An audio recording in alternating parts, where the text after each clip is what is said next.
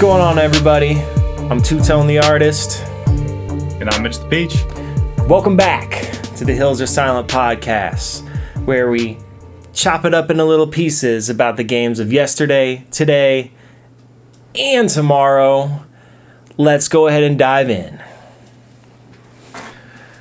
All right, man. Hope you've been doing good. I see you got a new background. You want to if you're listening, you can't see it, but Mitch is in a new area. You want to explain to everybody why that is? Yeah, my landlord of my previous place contacted me probably on February 1st and said I needed to be out by the end of the month because they were selling my apartments. So I had no choice but to move. So here I am. I am in a new spot, only 15 minutes away from where I previously lived, so still here in the wonderful city of Chicago. But it's a new place. The office is still great, so I still got a good spot to podcast with you. I'm excited. Excellent, man. So you're completely unpacked. Place is all set up now. Completely unpacked. Need to hang some stuff on the walls, as you can see. Got a blank wall behind me. At some point, I'll get that stuff up. It's more of a two-person job, though. Other than that, yeah, I'm all unpacked. Got all my boxes out to recycling. It looks like I live here now, so it's great. Awesome, man. Glad you're settled in. Glad you found a new place. Hopefully no rats, no roaches. I hope not. I'm on the third floor, which helps. As well as it's a pretty big, pretty snazzy place. I have a doorman and parking for the first time in my life. So that's fancy. Yeah, it's pretty wild to think about, but it's been good. It's been a smooth transition, even though I did not want to leave. Got it. All right. Well, I've had a busy week.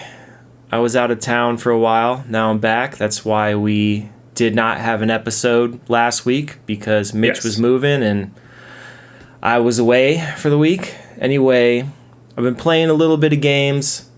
Pretty much the stuff I've already been talking about. Just trying to wrap a few things up. Beat a couple games I started before I jump into something new. But what about you? Anything new that you've been playing lately?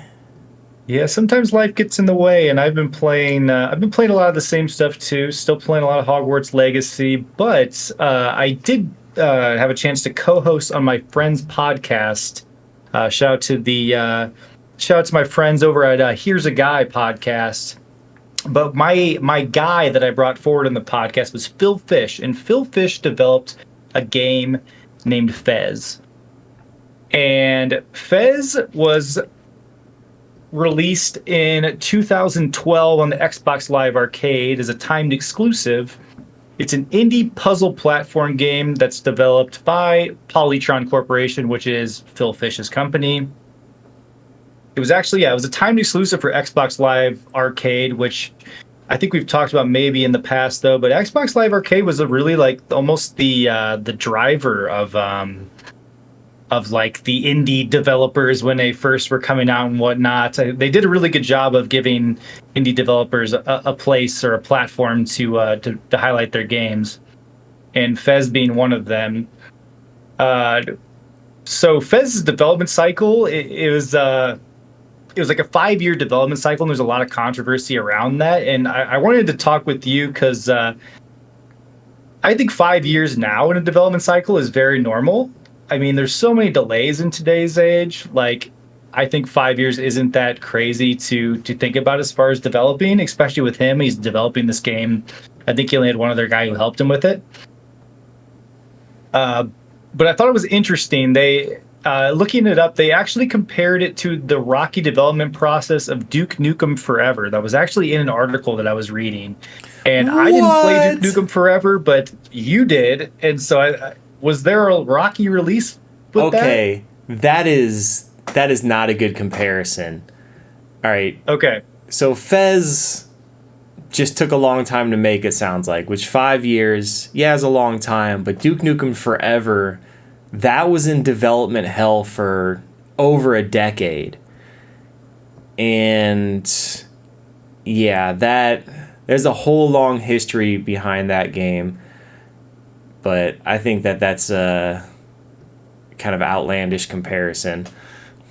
There was a little drama surrounding the release. There was some legal battle between him and the guy who was helping him create the game, that he thought this guy was trying to sabotage the release of the game in general. So there was a bit of drama behind it that I actually do talk about a little in the Here's a Guy podcast. But other than that, yeah, I think 5 years really isn't that long of a development cycle. I think you talk about Duke Nukem, that's way longer.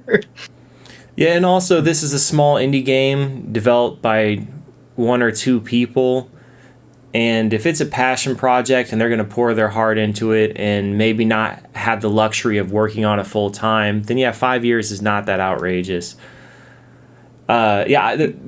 The first time I ever saw this game, I had no idea what it was. I was sitting behind somebody in one of my college classes, and the guy was playing it on his laptop. And I was like, what the heck is that game? Like, I never forgot it, because you rotate the level. It's a 2D game, but you can rotate the level to be able to access other parts of it. Mm-hmm.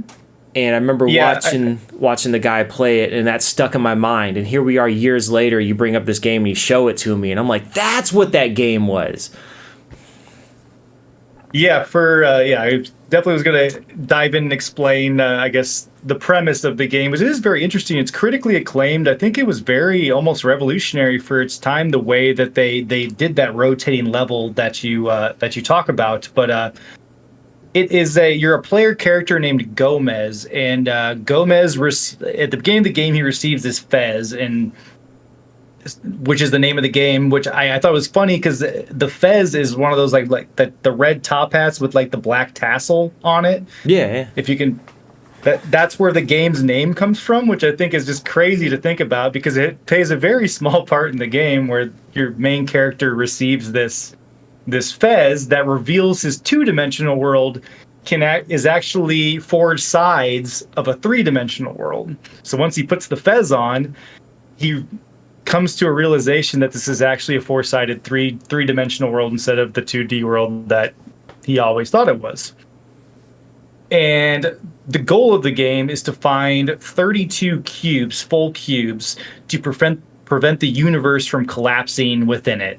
So if he finds all 32 cubes, then he saves the world. And essentially you find pieces of each cube in every level. So every level you'll find parts of a full cube. By rotating it left and right, it's basically platforming around, but also maneuvering which way the level faces or which side you're on, because rotating each side brings different platforms or different possibilities as far as where you can go, or maybe there's a piece of a cube on one of the 4 sides that you haven't looked at yet, or maybe a door that opens on one of the 4 sides.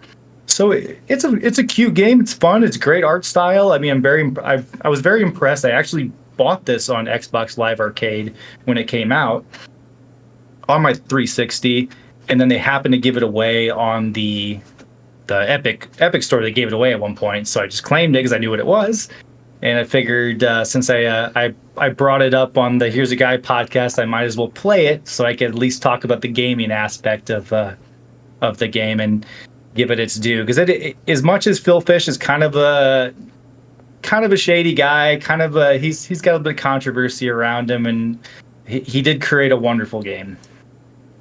Good job, Phil. Yeah, good job, Phil. You're kind of a terrible person, but you made a great game. So this was the only game he ever made? So yeah, actually, Fez 2 was going to be in development, but there was so much controversy around him and him as a person, where he kind of just got overwhelmed by almost the fame of everything, and I guess everything that he did was put under such a microscope that he just simply retired from games and put some social media post outs blaming everyone for Fez 2 being canceled because they were terrible to him. Dang. Which, I mean, yeah, the gaming industry is a cutthroat world, and especially for an indie developer doing it on your own. I mean, you don't have the backup of a large company, company supporting you. So, I mean, I get it in a sense, but yeah, we'll never see a Fez 2. At least haven't yet. Yeah. Oh, I don't know if I told you this. Speaking of indie game developers getting a lot of flack. So, a couple episodes ago, I talked about the game Echoes of the Living, which is a game that's not out yet, but a demo was released on Steam. And it's basically like a homage to the old PlayStation 1 Resident Evil games. It's got fixed camera angles, old style tank controls. It plays exactly like a Resident Evil game on PlayStation 1. Mm-hmm. And those developers got a lot of hate in the Steam discussion forums. And I think a large part of it is due to people not knowing what they were trying to do. So if you've got newer gamers that have never played the old Resident Evil games and they hop in this game, to them it's just going to look like this game has terrible controls, or it's just... Right. Or not even that. Sometimes people are just mean. It's like I said, especially to game developers. It's like, I don't know what the deal is. It's very difficult to make games. It takes a lot of time, a lot of patience, a lot of headache. It's not easy, but people still want to just hate on people who are trying to make a passion project like that. Anyway, there's a reason why review bombing is a thing, and people that just pile on because they think it's funny, even if the developers are putting a lot of time and effort and passion into a project. Yeah, I can't stand going into the Steam reviews and seeing someone leave a really, really nasty review, and then you look at their playtime and it's like 20 minutes. It's like, dude, did you even get past the main menu? Like, you just bought the game so you could leave them a hateful review, because that's just what it seems like. Like, if you don't have at least a couple of hours logged, I'm not even going to consider your review as even being real. Valid. Yeah, or valid. Well, exactly. The thing is with Steam, though, like Steam kind of enables that in a sense, though, because you can play the game for a specific amount of time. I can't remember if it's an hour or how much time they give you. But you can buy it, play it for a certain amount of time, and then you have the ability to refund it. They actually let you refund it, and you don't even have to give a good reason for refunding it. As long as your playtime is like low, and you only, it wasn't a lot of time hasn't passed since you bought the game, they'll give you your money back. So you can buy the game, leave a crappy review, get your money back. Yeah, it's totally a loophole for trolls. But anyway, so these developers were actually going through these discussion posts because they were responding to some of them. And I loved the game, and I really don't want them to fold to any of the pressure. I don't want them to stop development on the game and get discouraged, and I definitely don't want them to completely rework the game towards not what it was meant to be, because I really liked the exact way they were making it. I was like, I am your niche audience. I'm the exact person this game is made for. Like, screw all these other people. They are not your audience for this game. Like, so I left a message in the discussion post saying just that. I said positive. The title was positive feedback for the developers. And I basically said that. I was like, look, forget the hate. You guys are making a great game. I get what you're doing. These people are not your audience. Like, just keep at it, man. There are people here that really appreciate what you're doing. And the problem is, the hateful people have the loudest voices. So they may not realize how many people are really excited about this game. Anyway, I log into my email later on that week, and apparently Steam gives out like badges for just like positivity or something. So I got this cool little Steam badge, just like positive community badge or something. And the developers responded to me, and they were like, "Thank you so much." They said it's really hard dealing with some of the hate, and it's very discouraging, but we really appreciate that you chimed in and left this comment. That's awesome. You didn't even tell me this pre-podcast, so I'm glad you're bringing it up now, because I love this. This is awesome. Yeah, I completely forgotten about it. I'd been meaning to tell you about that because we did discuss that game a few episodes back. Yeah, they deserve it, and I'm going to go back and I'm going to play through the whole thing. I'm going to do the whole demo. I understand. I understand the control aspect, and I've been there with other games, so yeah, I totally get it. But yeah, props to you for leaving feedback, and props to the developers for actually going through and responding. Yeah. All right, man. You got anything else you wanted to cover on Fez? No, I don't know if I'll finish Fez. I don't know how long it is, but I really wanted just to dive in because I covered it on another podcast I guested on, and it was a game that I really did enjoy. I didn't have a lot of money when I had a 360 and living at home, and I remember saving up and getting some Microsoft points to buy the game. And it's a critically acclaimed game, and it deserves a little bit of due. Nice.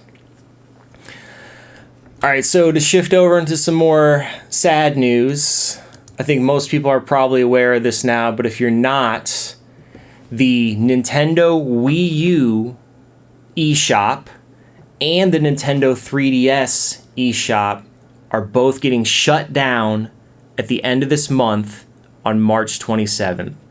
Now, a couple episodes ago, we talked about how some games were being removed from the Xbox 360 marketplace, speaking of, because we were just talking about it with Fez. But yeah, a set of games were being removed from that, and we were talking about how it's always sad to see games removed from digital storefronts, and it's even sadder when the entire digital storefronts get shut down. And I know the Wii U was not that popular, but and I don't own one, but I can tell you as somebody who always goes back and still looks at the Xbox 360 marketplace, I still log into my PlayStation 3 PlayStation Network store and browse it sometimes, that not having that capability is just very crippling for that console. It's sad. It's kind of like a nail in the coffin. And same thing with the Nintendo 3DS eShop. And now I know that these shops, there's maintenance involved from a development standpoint. And if there's not enough people logging in and still purchasing things on these online storefronts, then there's really no incentive for Nintendo or Sony or any company to continue to pour resources into it to keep it alive. But still, I always like the feeling knowing that I can go back and log into these stores and check them out. And mainly because they're a total time capsule. Like, you log into them, it takes you right back to 2012 or 2008 or 2005 or whatever it was that was the golden era of these consoles. So, having said all that, I do have a Nintendo 3DS. I've never bought anything off the eShop. And Mitch, I think you own both a Nintendo 3DS and a Wii U. Did you ever purchase anything off of those eShops at any point? I purchased something off both of those eShops, actually. Okay. Do you remember what it was? I purchased the original Paper Mario off the Wii U eShop. Okay. Actually, probably one of my top 10 games of all time is the original Paper Mario, and I bought that on there. Other than that, I kind of stuck to discs because I knew it was kind of coming to the end of its life cycle, and I wanted to get discs more than anything before they were, maybe a little harder to get. Yeah, so do you mean the original Paper Mario on Nintendo 64?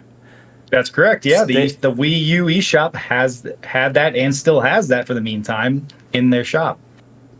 See, and that's what's so sad, because when these platforms get really mature, typically they have just a massive library of great offerings, especially with Nintendo. It's like they're bringing old classic games to the Switch, but if you own a Wii U, you have so many generations of video games at your fingertips, because they have Wii U games, they have Nintendo 64 games. I wouldn't be surprised if they have Super Nintendo games or Game Boy games on there as well through emulation. You could actually own a lot of games that you cannot get currently on any other platform unless you buy it on the original platform, such as like Zelda Phantom Hourglass, which is a 3DS game, but you can also own it on your Wii U.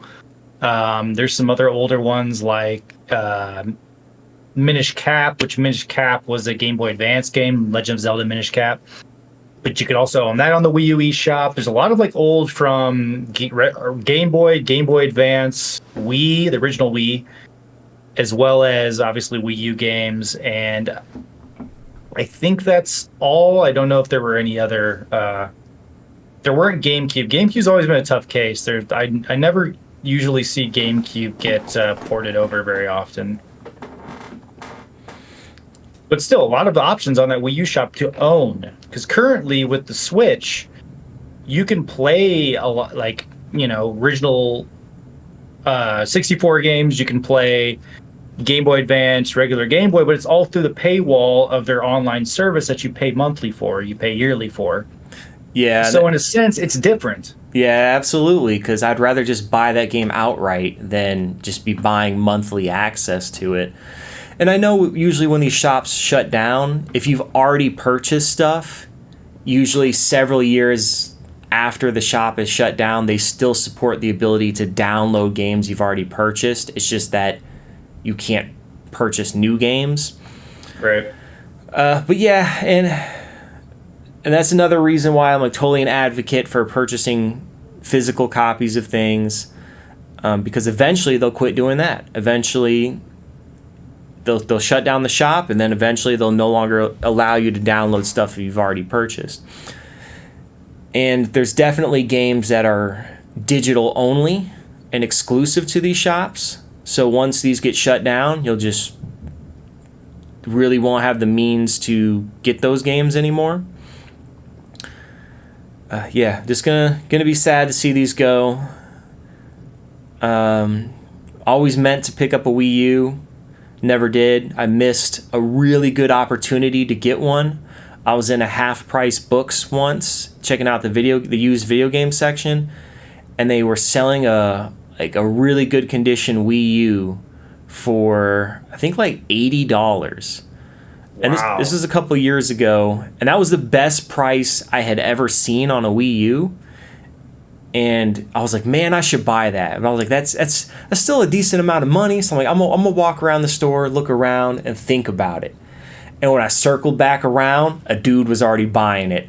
He had the person working there opening the case and getting it for him. I'm like, I hesitated. I'll probably never get a good deal like that on a Wii U again. And sure enough, they've only gone up in price since then. I got mine before the Switch came out because I was craving some Nintendo content aside from the 3DS that I had. And so I found, a deal at the time on Craigslist and met a guy at a card shop and exchanged him for his Wii U. He gave me a Wii U that came with Mario Kart 8, Super Smash Bros., I think Legend of Zelda: The Wind Waker that they ported over to Wii U. Oh, nice. So they gave me like all that for I think like $200, which at that point I thought was pretty good for it still being the newest Nintendo console, and I felt like it would be a novelty even, after new stuff came out. And I mean, I've got some run out of it. It's been pretty good. All right, so I think this is a good time to bring up that some articles have been popping up on the internet about Wii U consoles failing. Now, I think a lot of these articles have been kind of sensationalized. So they're all claiming that if you do not use your Wii U, like if you just have it sitting around, not plugged in, not being played, eventually it will stop working. And apparently this is due to a memory issue. Now, I don't feel like there's enough evidence to really say definitively that not using it is what is causing this failure. I don't know. Did you hear any additional details about this, or have you read anything additional about it, Mitch? I wanted to branch off of that because I did go through the rabbit hole of these articles, and like you said, it's not super reputable sources. I thought it was funny. So the original report that I found was through Metro, which is a UK-based news outlet of some sort. But they reference another report from Xbuter, which is a very small video game website.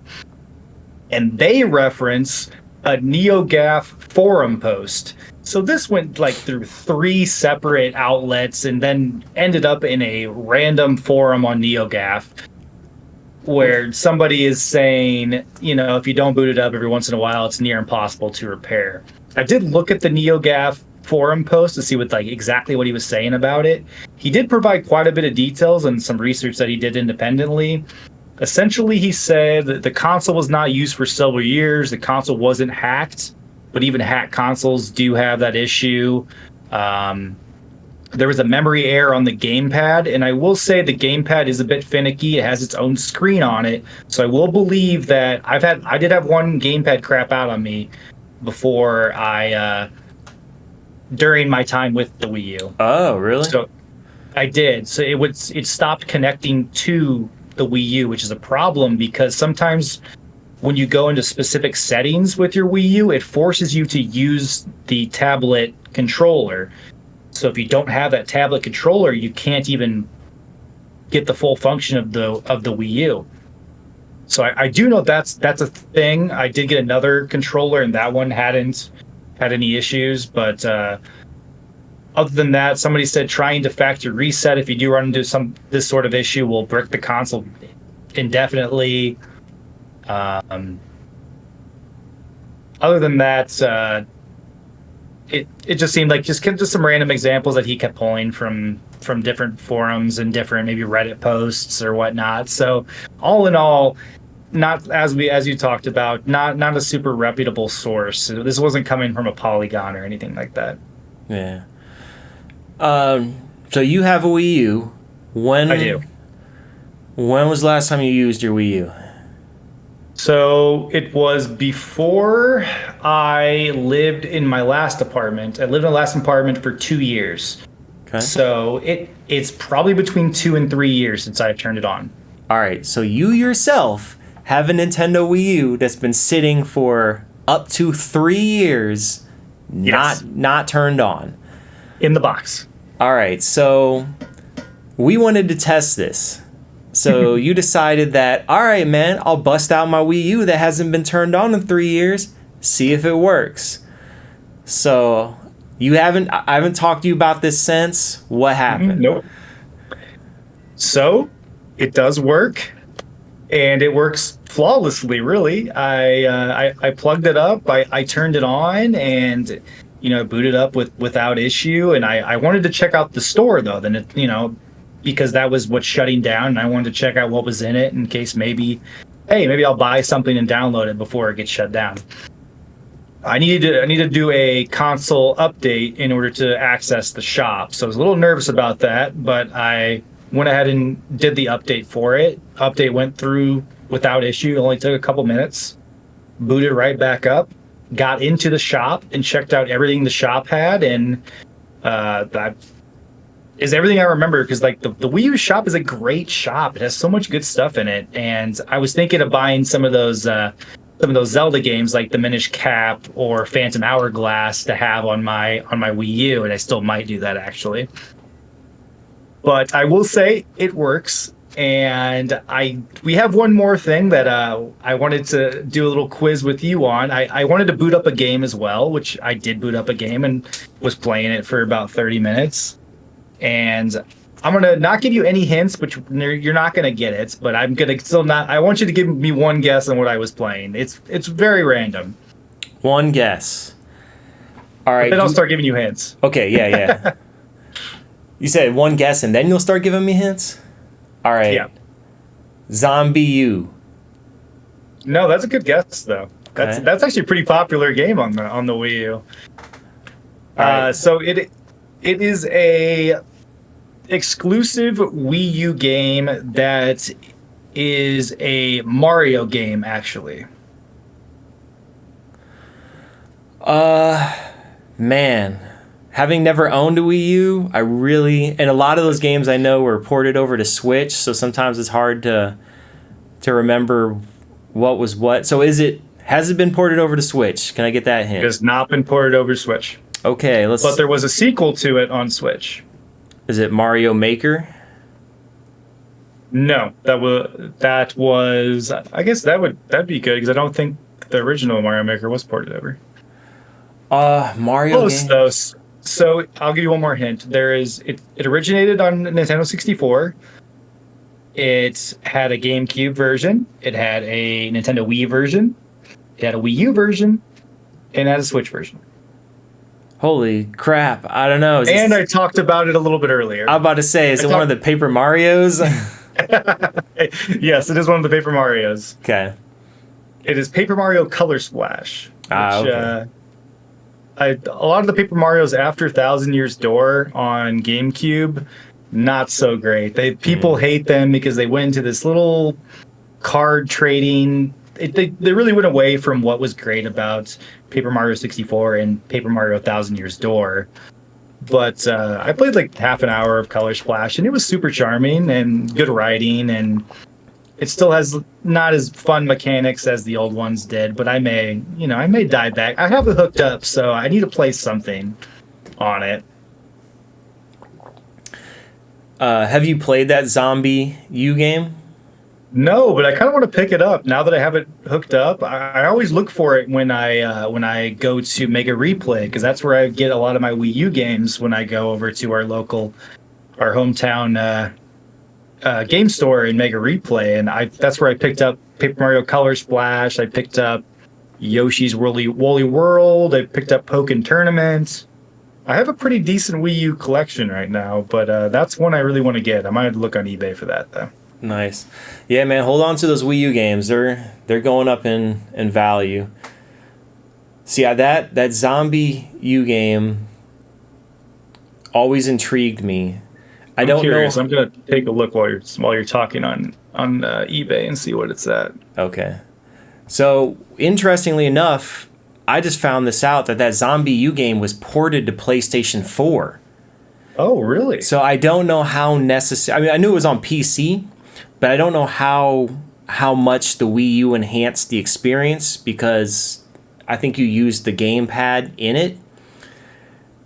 But I know for a lot of those Wii U games, the gamepad, the way they incorporated the gamepad was just kind of gimmicky and didn't really sometimes it made the game worse.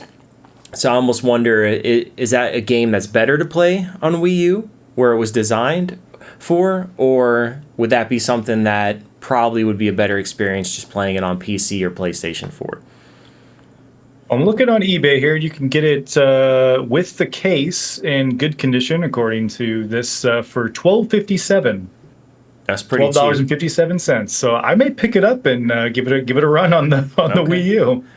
I know on PlayStation 4 it was only released digitally in the US, but PlayStation 4 is region free, and I know the game was also released physically in I believe the UK. So you could I was thinking about getting a physical copy of it, and I would just have to buy like a UK version off of eBay or something. Sure. But anyway, I think all in all, before we wrap up the Wii U conversation, that I feel like they shouldn't have named it the Wii U. I really think they should have called it something else with no Wii name incorporation in it, because it's a great console. It was a great gimmick. Like, Nintendo's always very innovative, and the controller is cool, and I like the touchscreen stuff on the controller. It is neat in some capacities. Like, there was some cool stuff on Color Splash when I was playing that. But I think it just confused people, where the point where they're like, "Oh, there's a Wii. It's a Wii. It's just like it's the same thing as what I have now. It's just a different version of it." But no, it was actually a next generation console at that point. Yeah, and it looks real slick too. Like, I always wanted one, just never picked one up. And I think that we wouldn't have a Switch today if it weren't for the Wii U, because it kind of was like it's very similar, because it's gamepad with a screen. They probably were at Nintendo, it's like design lab, looking at it, and somebody just had that eureka moment, like, why don't we just get rid of the main console and just this part be the console? Or I don't know. Yeah. It just seems like it's like Switch version 1.0, and then the Switch was just the great ideas that stemmed from this, even though the Wii U didn't do very well. Because for some games, there even is an option where you can just play on your gamepad, and they give you like the option to, like, instead of like going from your TV, you can just play on your gamepad and then switch the channel. Oh yeah, it totally is the original Switch then. Yep. All right, that's cool. I didn't know that.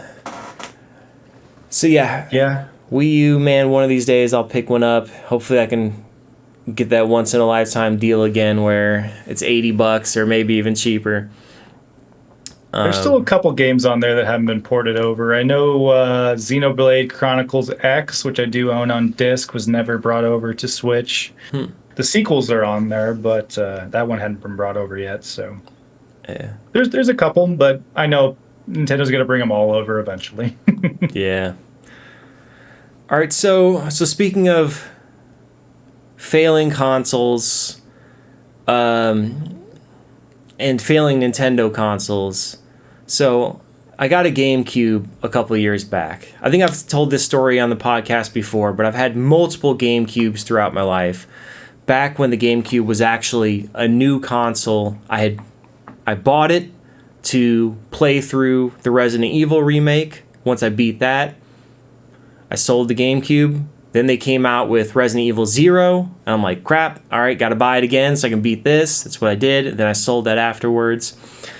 But you had a GameCube. I came over to your house plenty of times, played your GameCube library. A lot of great games. I still, that I have memories with. And then even when I owned it briefly while playing the Resident Evil games, I had rented other games. I think you would lent me some games too. So I definitely had experience with the GameCube library. But I've always meant to, especially when I really got into retro video game collecting, I always meant to pick up a GameCube again. And which I did a couple years ago. Found a good deal on one, and I was looking for a specific model because there is a later revision they made on the GameCube where I believe they removed a port on the back of the GameCube console. And there are third-party accessories that you can plug into that port, so you have to get the specific model that has that port. And those accessories allow you to get HDMI out of the GameCube and basically get the best resolution you're going to be able to get straight out of the GameCube without really modding it or just using emulation or something to up the resolution of games. All right. So yeah, I found that specific model. I bought it, and then I wanted to mod it. So for those who aren't real up to speed on modding consoles, there's typically two ways you can mod a console. There is the hardware mod, which means you actually have to take the console apart and do some soldering. Typically, there is like an extra chip you will solder onto the motherboard of the console to bridge some connections and bypass the security of the console at a hardware level. And then there's the much easier software mods, which is basically at some point somebody figures out a software exploit that you can take advantage of to mod the system and defeat the security of the system. And the reason why you would want to do that is because that then opens up the console to where you're not just restricted to actual official software. You can install Homebrew software, a software that other people have made. Without getting too technical, you're basically running unsigned code, which means that the code does not need to adhere to the security restrictions of that console. I feel like I'm getting kind of in the weeds here. Anyway, the whole point of this is I got this GameCube. I wanted to mod it, and the GameCube, there's not really a lot of great software modding options, so you have to go the hardware route. Now, if I'm mistaken and anybody knows some easy ways to software mod a GameCube, please let me know. But anyway, so I went the hardware route. And for that, you buy what's known as a GameCube Xeno chip. It's a mod chip. And you can get these real cheap. The one I have on screen right now, it's selling for $25, but I'm pretty sure when I bought mine, I paid like less than $10 for it. Anyway, you open up the console and you solder this chip onto the motherboard. And this will allow you to bypass the security. You can run unsigned code, all kinds of software. You can play backups of games just on burnt CDs instead of the actual official CDs. Now, this mod chip is so tiny, and I'm not very good at soldering. So I ended up botching this mod job. So I soldered it on incorrectly. Was like, oh crap. I got frustrated. Tried to remove it and remove the solder and remove the chip. I was not patient enough. I ended up ripping the chip off and also taking off a huge chunk of the motherboard with it. So I'm sitting there like, oh man, I know I just ruined this console. Like there's a whole chunk missing out of the motherboard now that just broke off. So for some reason, I was like, I'm still going to put it back together and maybe by some miracle it still works. And lo and behold, even with a huge chunk missing out of the motherboard, that thing still works perfectly fine. I don't know what that part of the motherboard was doing, but obviously it wasn't important. Yeah, nothing important. Which makes no sense to me. But yeah, my GameCube still works. I mean, I played it for hours and hours and hours after doing this, and it is yet to fail on me. So yeah, that was an embarrassing moment. I definitely need to get better at soldering, and yeah. Honestly, I would have been a probably worse scenario if I tried to do it. So don't get too down on yourself. But the funny thing is I got ready for this. Like I bought the mod chip. I bought the soldering stuff, everything I needed, and I even went and bought some of those mini blank CDs. So it's okay. This is a topic I want to cover. First of all, who is still buying blank CDs? Because you could still go to Walmart, Best Buy, anywhere and buy a spindle of CDRs. And I can't imagine enough people are buying these to keep these factories in business, but somehow they're still like readily available everywhere. I'm still making mixtapes for my high school girlfriend. That's what I'm doing right now. So they had the regular CDRs. Well, we all know the GameCube uses these mini discs. Well, they do have mini CDRs that are tiny that you can buy. They just hold less data.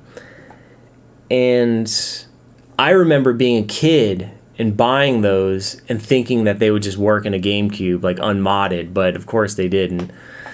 But anyway, so I knew I was going to mod the GameCube, and I wanted to burn some games to those discs, to play them off of those discs.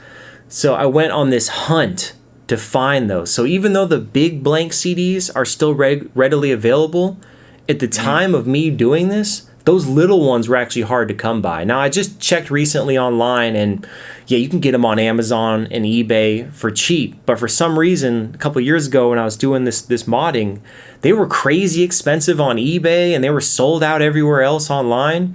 So I don't know if there was a shortage or what happened. And for a while there, I thought, man, maybe there's just nobody's manufacturing them anymore. Mm-hmm. So I checked every electronics store in Metro Atlanta to try to see if anybody had these in stock. And the only place that had them in stock was a Micro Center out here. And they had 2 like 10 packs in stock. So I went there, bought them, and I'm pretty sure at that moment I bought the very last mini CDRs in all of Metro Atlanta. So if you live in the area and trying to find them, sorry man, I got the last ones. I don't think they're anywhere to be found anymore.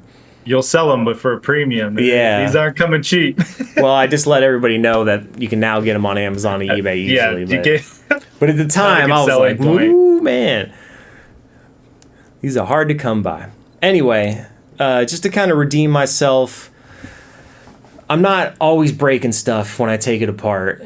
And a couple of years ago, I bought a Nintendo 3DS for the first time. I mean, we were just talking about the Nintendo 3DS with the shop closing. Fantastic console as well. Yeah, but yeah. Wait, what'd you say, Mitch? I said fantastic console, or handheld, I should say. Yeah, I mean, it was always cool to me, the idea to have like glasses-free 3D. That just always appealed to me. Anyway, I knew I was going to mod it, but this time there's an easy software mod for the Nintendo 3DS, so I didn't have to take it apart. And to save some money, they're a lot cheaper if you buy a Japanese model. So I went on eBay and bought one from a Japanese seller, and I think at the time I only paid like $120 for it, and it was like the new 3DS XL, like the last big like beefed up model that they released. Yep. That's what I got. It's great too. Yeah. Big old screen on those things.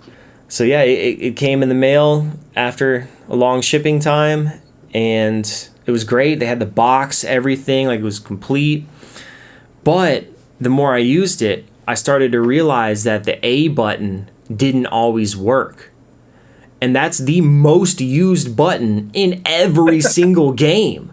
So that's kind of like renders it useless. Like you really had to jam on it to get it to work. And I'm just like, man, I bought this and I'm just screwed. It doesn't work. And I did soft mod it, but even then I was like, I just can't really even play games on it. Right. So I was like, all right, man, it is time to take this thing apart, see if I can fix it.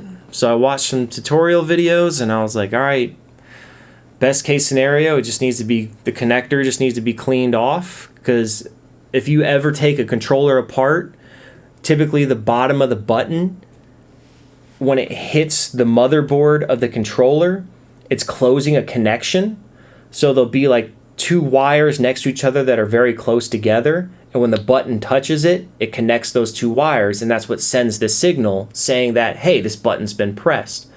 So sometimes those wires that the button makes contact with, or the bottom of the button itself, they just get rusty or they get grimy from the grease and all the grime on your fingers getting like inside the controller and underneath it somehow, if your hands are that freaking dirty. But anyway, so I went to take it apart. One of the screws would not come off. And they're the tiniest screws ever. So me trying to take the screw off, I ended up stripping the screw.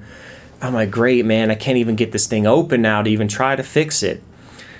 So I tried all different kinds of stuff that I looked up online. I asked my coworkers on how to handle these screws. And ultimately what I ended up doing is just taking a drill and just drilling into the screw enough until it cut the head of the screw off. And I could just slide it off because I just completely removed the head of the screw. And yeah, I now lost a screw, but I mean, there's like 10 screws holding the thing together, so who cares if one of them no longer holds it on. So I got it apart, took it apart, cleaned off the button connectors, put everything back together, fixed it. So that was all it needed. Done. Redemption. Yes, redemption from almost destroying one Nintendo console. I redeemed myself by repairing another one. That's one thing I want to get better at is because I always go through controllers like on Xbox a lot. I want to get better at actually taking those things apart, cleaning them, and putting them back together so that, I'm not sitting here like, oh, I got to buy a new controller now. Yeah. Instead, maybe I could save myself some money and just clean the controller from all the grime that's probably underneath it. Yeah. It's always better to fix stuff, but it's a headache. I get it. It takes time. Sometimes a long time. There's things in this house I've fixed that have been month-long or multi-month projects, but you feel a lot of satisfaction when you do actually end up fixing things when you can. Right. And I remember there's these wireless PlayStation 2 and original Xbox controllers that I frickin' love. They're I actually got one over here. They're made by Logitech.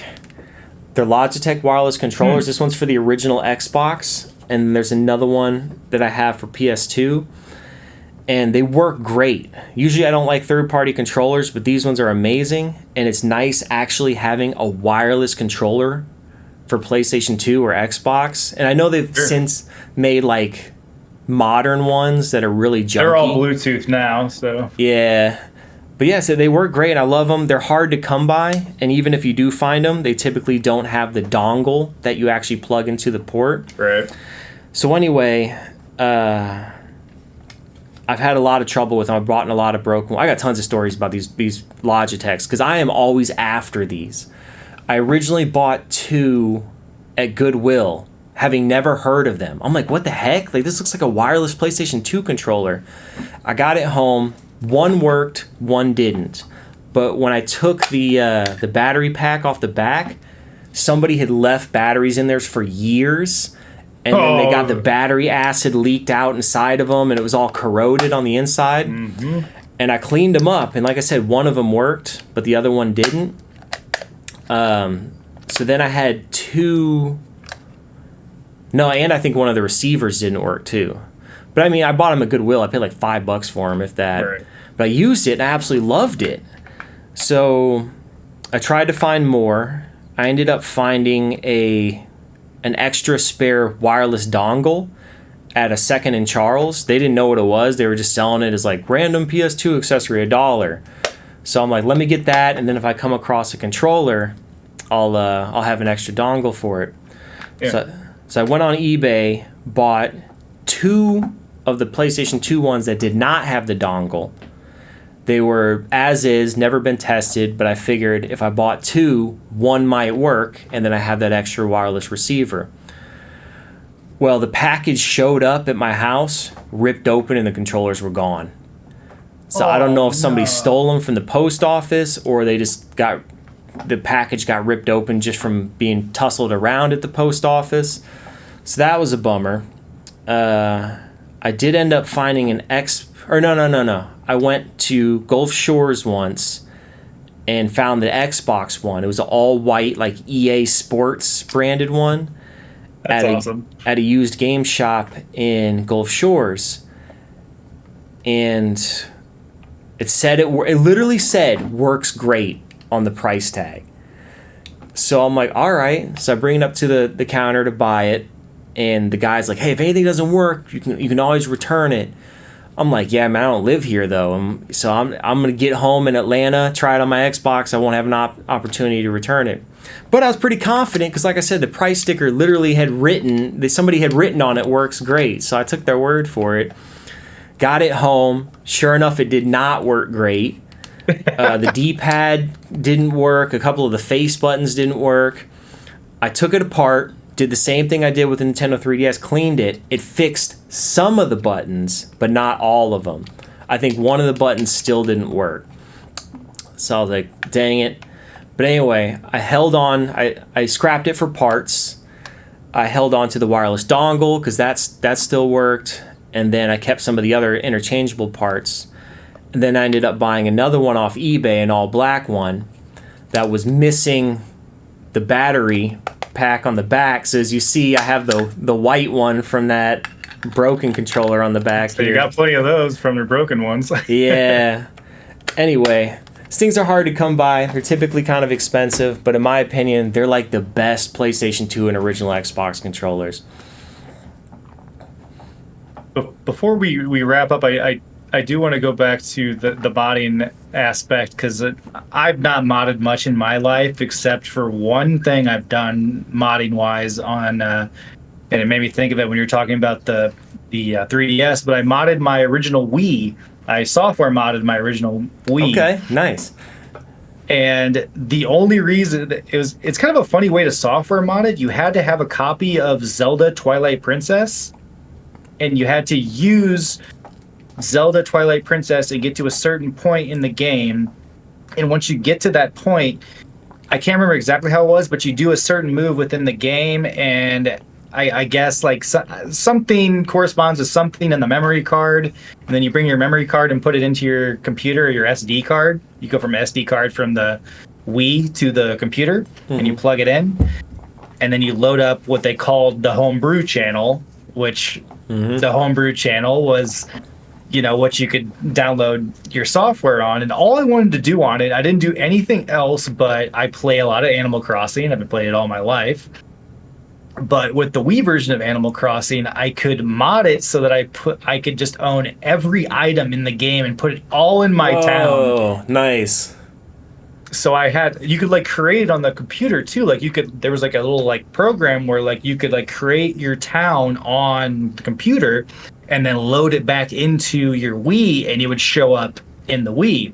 Whoa. And it was pretty cool, but it was also the first Animal Crossing with online capability where people could come to your town. So I would have random people could come to your town. So I would have every item, and I would just have people come and sell, and like they would like buy stuff from me. I have my own little store from everything that I modded into the game. So it was kind of fun. That is awesome. Yeah, I remember that from a long. I was in, I think, high school maybe doing that. Me and one of my buddies, Nate, we both did it, and yeah, it was kind of cool having people come and be like, "Can I get that? Like, how much is that going to cost?" And I'm like, "Whatever, man. I can go put another one in a second if I need to." That is cool. Yeah, I mean, I figured you could mod the Wii, but I didn't know that you could do stuff like that where you could actually change a game like that and unlock stuff. Yeah, it was wild. I'm sure there's probably way more I could have done with it, but for some reason, that's all I really wanted to do. Yeah. Nice, man. Do you still have that Wii? I don't have that Wii, actually. I think my dad, you know how my dad is, he just sees something that's still around the house. We're going to give it away at the next yard sale. I'm like, oh my God. That's what happened to all my Pokemon cards I told him never to get rid of, all my Yu-Gi-Oh cards, you know, like. Yeah. He didn't care. He just gave it away for $2, you know. Oh, man. All right, well, yeah, we can wrap it up there. This is a very Nintendo-y episode today. All right, man. Thanks, everybody, for tuning in. Thanks again if you made it all the way to the end of the episode. You can find all our episodes on Spotify, Apple Podcasts, and YouTube. Mitch, where else are we at? Yeah, you can find us on all of our social media accounts. Our Twitter is @TheHillsAreSilent. Our Instagram is Instagram /HillsAreSilent. Our TikTok is @TheHillsAreSilent Podcast. And then, as Mike said, our YouTube is @TheHillsAreSilent. If you have any questions or comments, I know Mike was saying if you know how to software mod a Gamecube, let me know. A Gamecube, slide into our inbox at hillsarsilent@gmail.com. We'll catch you in the next episode.